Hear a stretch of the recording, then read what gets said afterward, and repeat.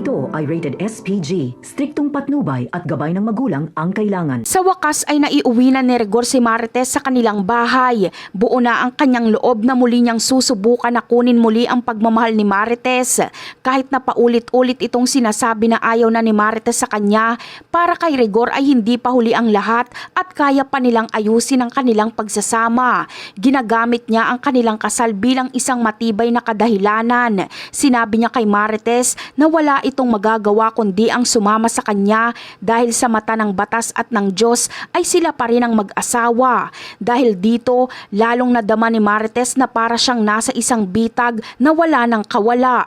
Nanlumo siya sa kanyang narinig dahil tila isang obligasyon na lang ang lahat at hindi na pagmamahalan. Kahit na nakalaya na si Marites mula sa rehas ng presinto, ang pag-uwi niya sa bahay ni Rigor ay hindi nangangahulugan ng tunay na kalayaan. Agad siyang dinala ni Rigor sa kanilang kwarto at doon ay ikinulong siyang muli. Alam na alam ni Rigor ang nasa isip ni Marites. Sigurado siyang pag may pagkakataon na makuha si Marites ay tatakasan siya nito. Kaya naman, mas pinili niyang isara muli ang pinto at tiyakin na hindi ito makakaalis. Para kay Marites, nagpalit lang siya ng kulungan. Ang tanging nagawa na lamang niya ay ang umupo sa isang sulok, umiyak at taimtim na manalangin.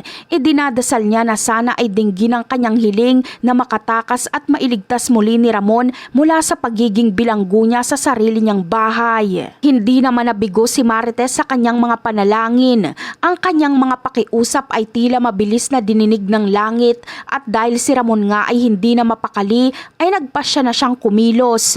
Binuo niya ang kanyang plano para iligtas si Marites mula sa bahay ni Rigor. Alam niyang mapanganib ang kanyang gagawin pero mas nangingibabaw ang kanyang pag-aalala at pagmamahal para kay Marites.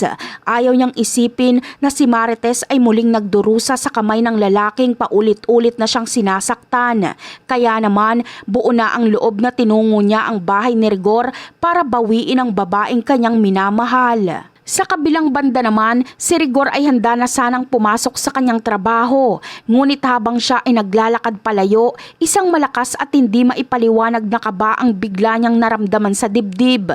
Parang may bumubulong sa kanya na may masamang mangyayari. Sinubukan niyang ipagwalang bahala ito pero habang tumatagal ay lalong lumalakas ang kutob niya. Pakiramdam niya ay may kinalaman dito si Marites. Dahil sa hindi mapigilang pag-aalala, bigla siyang bumalik sa kanilang bahay.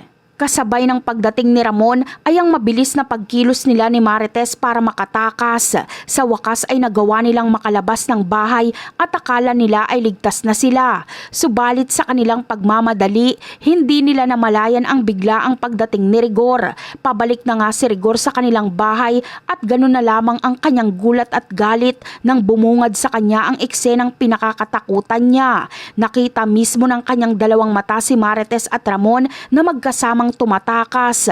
Ang kanyang masamang kutob ay nagkatotoo at ang pagtatagpo nilang tatlo ay mauuwi sa matinding habulan at putukan dahil hahabulin ni Rigor si Marites at Ramon. At yan ang aabangan natin.